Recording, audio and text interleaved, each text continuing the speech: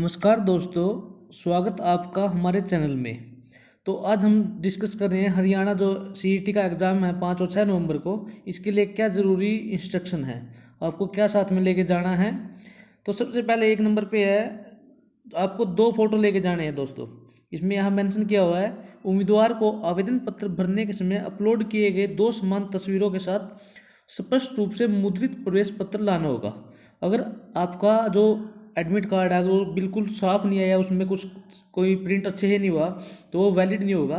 तो एक बार अपना एडमिट कार्ड अच्छे से चेक कर ले कि उसमें कुछ मिस प्रिंट तो नहीं है। तो सबसे पहले 2 फोटो और वैलिड एडमिट कार्ड।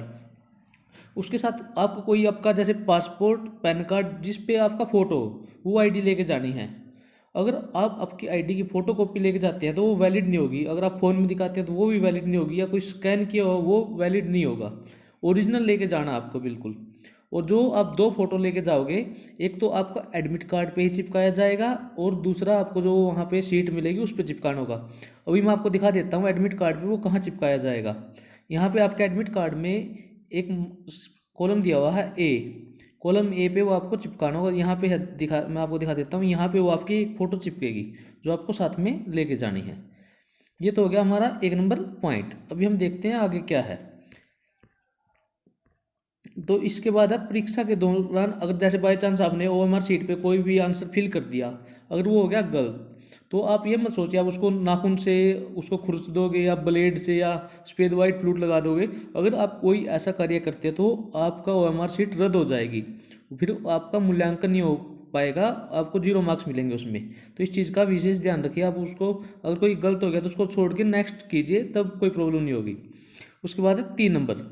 जैसे अगर आपका एग्ज़ाम 5 तारीख को है, जो 3 नंबर है, तो 3 तारीख को ही 5 तारीख को ही जाना आपको। ये मत सोचिए आप 6 तारीख को या बाद में आप शिफ्ट चेंज करा लेंगे, ऐसा कुछ भी नहीं है। जिस टाइम आपका एडमिट कार्ड पे लिखा हो उसी टाइम आपको जाना है। उसके बाद है 4 नंबर। यह प्रवेश पत्र उम्मीदवार को, ये मत सोचिए भाई आपको प्रवेश पत्र मिल गया तो आपको जॉब की गारंटी होगी। तो ये सिर्फ आपको एग्ज़ाम में बैठने के लिए है। उसके बाद बहुत सारे प्रोसेस हैं वो सब भी होंगे, वो करने पड़ेंगे। तो 5 नंबर है दोस्तों, यदि जैसे आपने किसी उम्मीदवार ने कोई भी फॉल्स इन्फॉर्मेशन दे दी और बाद में चेक किया गया वो गलत है, तो वो कैंडिडेट बिल्कुल ही उसको अस्वीकार कर दिया जाएगा, उसकी नियुक्ति नहीं होगी, रद्द माना जाएगा उसको। और 6 नंबर पॉइंट है दोस्तों, कोविड, जैसे कोविड था अभी भी एग्जाम वाले तो करते हैं ये, तो उससे आपको ना एग्जाम पे टाइम से पहले पहुंचना है। मतलब ये मत सोचिए भाई लेट हो गए तो पहले पहुंचना समय से। अगर जैसे एंट्री का टाइम दिया है इन्होंने, उसके बाद अगर आप पहुंचते हो तो आपको एंट्री नहीं दी जाएगी। जैसे मॉर्निंग शिफ्ट का अलग है, दोपहर वाली शिफ्ट का अलग है। मॉर्निंग शिफ्ट में 9:30 के बाद एंट्री नहीं है, इसमें लिखा हुआ है। आप अपने एडमिट कार्ड में जो भी आपका टाइमिंग है उसको देख लीजिएगा, उससे पहले ही पहुँचिए। अगर जैसे 9 बजे तक, 9 बजे एंट्री स्टार्ट हो रही है तो आप कोशिश कीजिए 8:30 से पहले पहुँच जाए वहाँ पे। और अभी है 9 नंबर पॉइंट। जैसे आपका एग्ज़ाम ख़त्म हो जाता है तो आप अपनी सीट से मत उठिएगा। ये मत सोचिएगा अगर आप उठ जाएं वहाँ से, जब तक वो नहीं बोले, जो भी आपका वहाँ पे जिसकी ड्यूटी है, जब तक वो नहीं बोले सभी को एक साथ जाना बाहर, ये मत सोचिए भाई आपका हो गया आप वहाँ उठ के चले जाएं, बिल्कुल ऐसा कुछ नहीं है। और जैसे 10 नंबर है, आपका जहाँ भी आपका परीक्षा केंद्र है उसके एक दिन पहले आप अपना गूगल मैप पे या कहीं भी आप चेक कर लीजिए, जिससे कि परीक्षा के दिन आपको समस्या का सामना ना करना पड़े। और जैसे कोई बार ये होता है जैसे कोई धार्मिक पहचान के या कुछ पोशाक पहने हुए हैं तो उसकी तलाशी ली जाएगी परीक्षा केंद्र में। ये नहीं अभी बिना उसके एंट्री नहीं होगी। एंट्री बिल्कुल प्रॉपर सभी कुछ होंगे, उसके बाद ही एंट्री होगी। 12 नंबर है, किसी भी उम्मीदवार को इस एडमिट कार्ड और अंडरटेकिंग वैध आईडी प्रूफ उचित तलाश के बिना परीक्षा केंद्र में प्रवेश की अनुमति नहीं दी जाएगी। तो ये सभी चीज़ों की अनुमति है, ये लेके जाना है। उसके बाद है जैसे डिक्लेरेशन फॉर्म, मैंने एक वीडियो अपलोड की थी जो 13 नंबर है, डिक्लेरेशन फॉर्म भी आपको लेके जाना है। 13 नंबर में है जैसे एनटीए की वेबसाइट से आपको डिक्लेरेशन डाउनलोड करना है, या मेरी वीडियो देख लीजिए, मेरा टेलीग्राम है अरिहंत क्लासेस करनाल, वहाँ से भी आप डाउनलोड कर सकते हैं। एनटी तो 40 नंबर है, एनटीए परीक्षा के दौरान उम्मीदवार को ब्लैक या ब्लू पेन दिया जाएगा, वो आपको साथ नहीं लेके जाना अपना।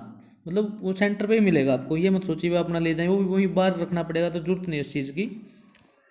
वहाँ पे आपको 15 नंबर है अभी, मास्क दिया जाएगा, उस मास्क को ही लगाना आपने। और जो आपको सेंटर पे जाने पहले जो सब घोषणा है उसको भी आपको फिल करना है, ठीक है। और 18 नंबर जैसे कोई अंगूठी नहीं पहनेगा, सब कुछ इरेजर कुछ भी नहीं लेके जाना, कोई अनुमति नहीं है परीक्षा के अंदर। जैसे कोई गर्ल्स होती है वो कानों में बाली वगैरह वो अपने घर पे ही निकाल के जाए, वो अच्छा होगा। कई बार वहाँ पे परेशान होती रहती है, निकलती नहीं है, तो इस चीज़ का ध्यान रखिए। अब है 19 नंबर, परीक्षा अधिकारी व्यक्तिगत सामान के सुरक्षित, अगर आप फ़ोन लेके जाते हो तो उनकी कोई भी जिम्मेवारी नहीं है एग्जाम सेंटर की, या तो आप साथ में लेके जाएं किसी को, या बैग वगैरह में कहीं पे रखें, आप खुद की जिम्मेवारी है। अब 20 नंबर है, उम्मीदवार परीक्षा की शुरुआत में और पहले 5 मिनट के भीतर यह सुनिश्चित करेगा, जैसे आपको सीट मिली है, जो आपको बुकलेट मिली है एग्जाम, तो आप चेक कर लीजिए कहीं से कोई कटा फटा तो नहीं है, कहीं कोई पेज प्रिंट ना हो गया, इस चीज़ का बिल्कुल ध्यान रखें। बाद में 5 मिनट के बाद आप बोलोगे तो आपकी कोई भी बात मान्य नहीं होगी, इसलिए इस चीज़ का पहले ही ध्यान रखें। और 21 नंबर है, उसको मोड़े तोड़े नहीं, बिल्कुल साफ रखें, ये भी है। एक और ज़रूरी है दोस्तों, 5 विकल्प हैं इस बार, और हर उसको एक ही विकल्प सही है, तो आप किसी को छोड़ के मत आइएगा। अगर आपको लगता है 4 नहीं है तो 5वां नंबर आपको फिल कर देना है। अगर आप उसको फिल नहीं करेंगे तो जैसे 21 नंबर में हर एक के 0.95 अंक काटे जाएंगे। तो खाली मत छोड़िए, अगर कोई खाली पाई जाती है तो जो भी आपका इन्विजिलेटर होगा, पर्यवेक्षक होगा, वो उसी समय उस पर क्रॉस करेगा और रद्द लिख देगा। तो इस चीज़ का बिल्कुल ध्यान रखें, रद्द हो जाएगी कोई खाली छोड़ता है तो। और 2 कॉपी होंगी इसमें, एक ऑफिस कॉपी होगी, तो आपको ये भी है बिल्कुल उस ऑफिस कॉपी पे भी कुछ ना कुछ चिन्ह मत, जो हमारी सीट है ना उस पर कुछ ना लिखें, जो भी है बिल्कुल जैसे ही आप लिखोगे वो नीचे प्रिंट होता रहेगा। तो बेस्ट ऑफ लक, आप कमेंट में ज़्यादा से ज़्यादा बताएं कि आपका एग्ज़ाम सेंटर कहाँ पे है। धन्यवाद दोस्तों, और हमारे चैनल को लाइक और सब्सक्राइब जरूर करें।